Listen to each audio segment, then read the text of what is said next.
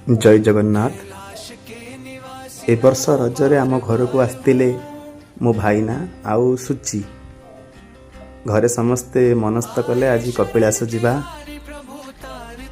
आउ किछि न भाबी माड़ी चलू बाइक धरी जंगल रास्ता रे सुंदर गाउली परिवेश सह सबुज घंच जंगल रे परिपूर्ण कपिलास से पहाड़िया रास्ता रे गला बेले बहुत शांति लगे मन को।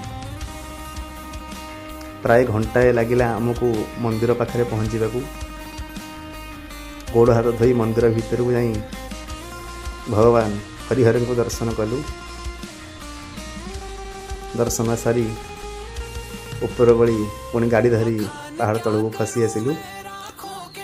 तले पहुँची पहाड़ तले गोटे छोट चिड़ियाखाना बुलिलु।